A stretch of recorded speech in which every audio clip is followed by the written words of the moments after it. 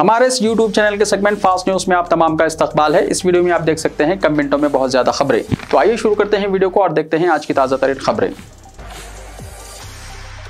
तेलंगाना कांग्रेस की सरगर्मियां दिल्ली मुंतकिल, राहुल गांधी ने कमान संभाल ली। तेलंगाना में सियासी माहौल कांग्रेस के लिए साजगार होने की रिपोर्ट्स मिलने के बाद राहुल गांधी खुद मैदान में कूद पड़े हैं और सारा कंट्रोल अपने हाथ में ले लिया।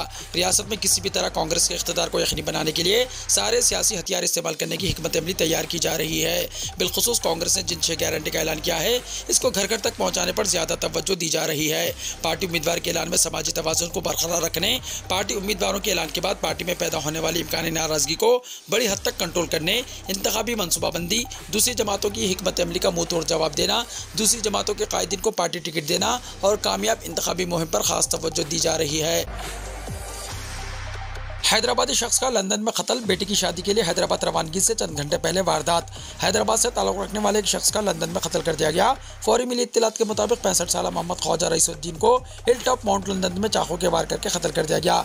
इत्तलात के मुताबिक वो अपने एक साथी के साथ जा रहे थे कि लूट लेने की गर्ज से उनका कत्ल कर दिया गया। इस इत्तला के साथ ही उनके घर वालों पर गम का पहाड़ टूट पड़ा और वो सकते में आ गए। मोहम्मद ख्वाजा रईसुद्दीन साल 2011 से लंदन में मुकीम थे और उनकी बेटी की शादी 5 अक्टूबर 2023 को होने वाली है और वो वतन वापसी की तैयारी में थे कि ये वाक़या पेश आया। नाश को हैदराबाद लाने के लिए इंतजामात के सिलसिले में मरकज़ी हुकूमत से नुमाइंदगी की गई है। वज़ीर-ए-आज़म नरेंद्र मोदी ने बताई चीफ मिनिस्टर चंद्रशेखर राव की राज की बात। वज़ीर-ए-आज़म नरेंद्र मोदी ने कहा कि जेएचएमसी इलेक्शन के बाद चीफ मिनिस्टर चंद्रशेखर राव का रवैया पूरी तरह बदल गया था। जेएचएमसी के इलेक्शन में बीजेपी के शानदार कामयाबी के बाद बौखलाकर चंद्रशेखर राव दिल्ली आए और उनसे मुलाकात की और उनसे एनडीए में शामिल होने और तेलंगाना में केटीआर को चीफ मिनिस्टर बनने के लिए आशीर्वाद देने की दरख्वास्त की। ताहम मैंने चंद्रशेखर राव की दरख्वास्त को मुस्तरद कर दिया। मोदी ने इंकशाफ किया कि उन्होंने इस दिन फैसला किया था कि बीआरएस के साथ इत्तेहाद करने का कोई फायदा नहीं है। वज़ीर-ए-आज़म आज निज़ामाबाद के दौरे के मौके पर जलसे-आम से खिताब करते हुए इस बात का इंकशाफ किया। अपने खिताब में वज़ीर-ए-आज़म मोदी ने कहा, आज मैं आपको एक ऐसा राज बता रहा हूं जो पहले कभी नहीं बताया था। जेएचएमसी इलेक्शन के बाद केसीआर का रवैया पूरी तरह बदल गया था। जेएचएमसी इलेक्शन के बाद केसीआर दिल्ली आए और मुझसे मिले। उन्होंने मुझ पर बहुत मोहब्बत की बारिश की। केसीआर ने माजी में इतना प्यार कभी नहीं दिखाया, ये उनकी शख्सियत में नहीं है। केसीआर ने नारा लगाया कि मुल्क मेरी क़यादत में तरक्की कर रहा है। उन्होंने कहा कि वो तेलंगाना हुकूमत की बागडोर केटीआर के हवाले करने वाले हैं।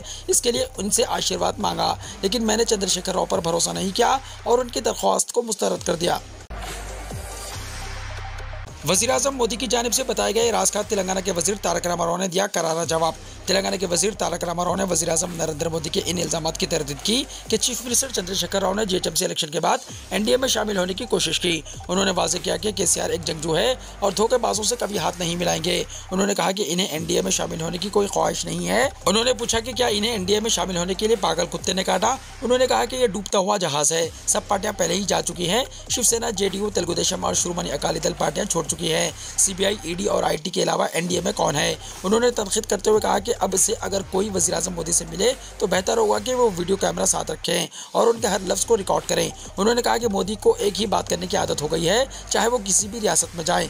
तारक रामाराव ने कहा कि मुझे चीफ मिनिस्टर बनाने के लिए वज़ीर-ए-आज़म मोदी से इजाज़त लेने की क्या ज़रूरत है। जिस तरह के वज़ीर-ए-आज़म ने कहा कि चीफ मिनिस्टर चंद्रशेखर राव ने अपने बेटे को चीफ मिनिस्टर बनाने के लिए मुझसे आशीर्वाद मांगा था। तारक रामाराव ने वज़ीर-ए-आज़म के इस बयान को मुस्तरद कर दिया और वाज़ेह किया कि अगर मुझे चीफ मिनिस्टर बनाना है, हम अपनी पार्टी में खुद फैसला लेंगे, वज़ीर-ए-आज़म से इजाज़त क्यों लेंगे।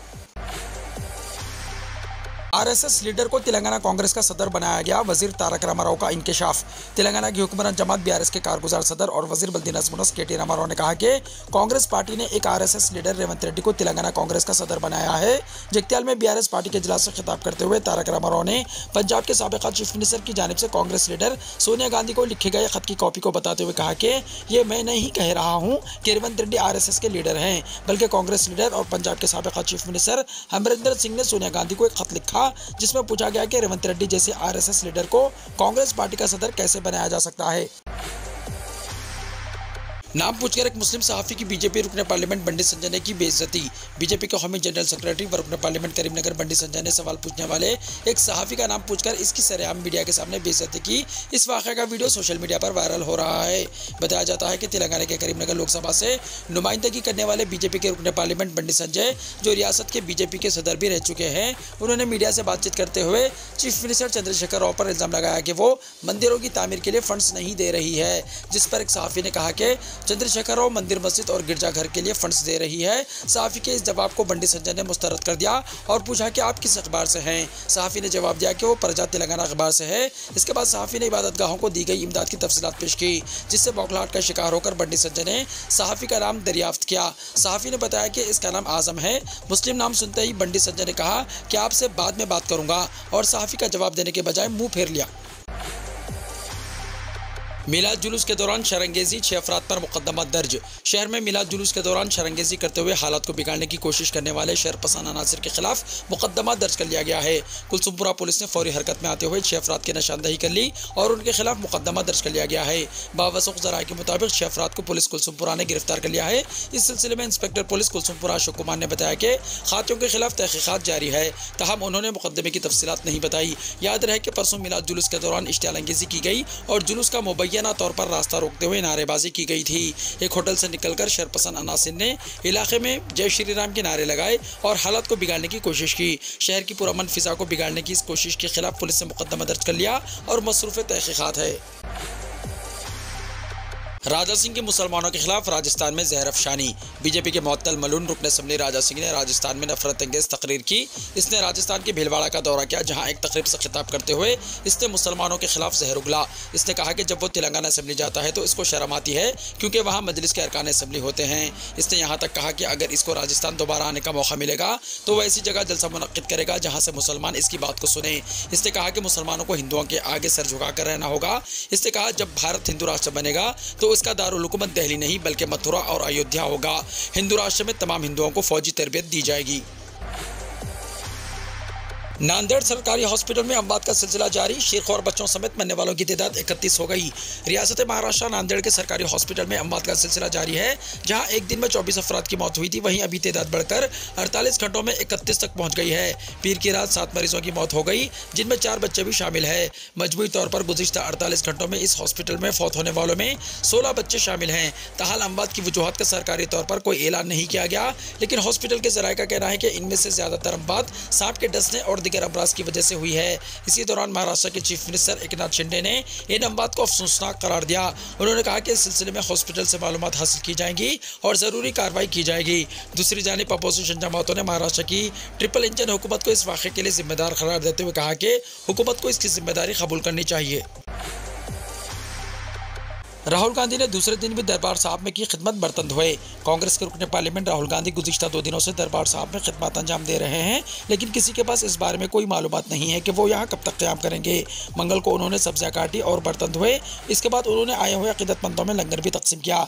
देर तक चुबेल पर बैठकर पानी भी पिलाया।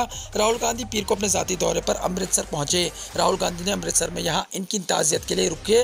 राहुल गांधी पीर की रात 12 बजे तक दरबार साहब में मौजूद थे। इसके बाद राहुल गांधी सुबह सवेर खिदमत करने के लिए मंगल को दरबार साहब पहुंचे। मंगल को दिन में भी 24 घंटों में तीसरी बार दरबार साहब पहुंचे। 1.5 महीने में रिलीज होगा बिहार का मुआशी सर्वे डेटा। वज़ीर आला नीतीश कुमार का ऐलान। बिहार हुकूमत के जरिए रियासत में कराई गई ज़ात पर मुबन्नी मरदमशुमारी का डेटा सामने आने के बाद सियासी हलचल बहुत बढ़ गई है। यह हलचल सिर्फ बिहार में नहीं बढ़ी है, बल्कि कौमी सतह पर बयानबाजियों का दौर चल पड़ा है।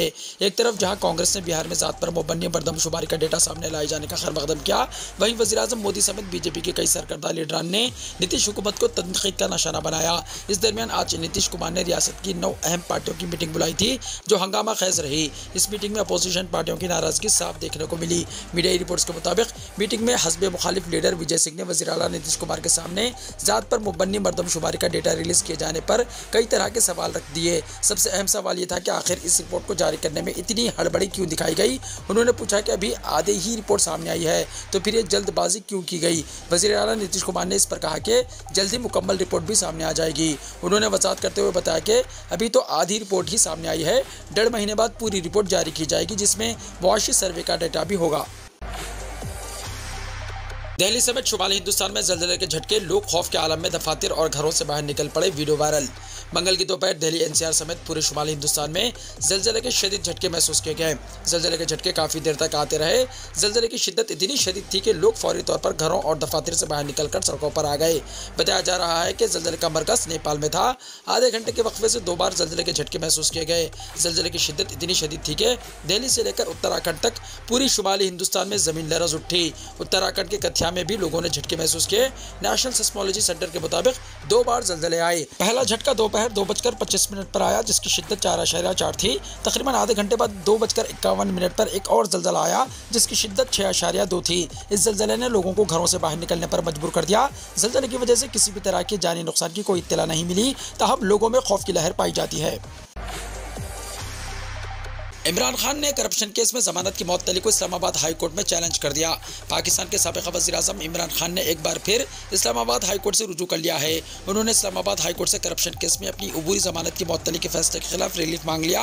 पाकिस्तान के साबिक़ वज़ीर आज़म इमरान खान 5 अगस्त से जेल में हैं। इन्हें करप्शन केस में जमानत मिल गई थी, ताहम पाकिस्तान की एहतसाब अदालत ने इनकी आर्जी जमानत मनसूख करते हुए इन्हें जेल में रखने का हुक्म दिया था।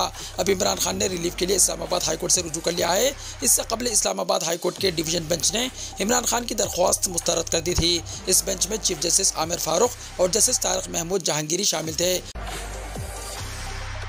वीडियो को लाइक शेयर कीजिए और हमारे इस YouTube चैनल को सब्सक्राइब करते हुए इसके बेल आइकॉन को भी प्रेस कर लीजिए, ताकि ऐसी ही ताज़ा तरीन खबरों का नोटिफिकेशन सबसे पहले आपको मिलता रहे।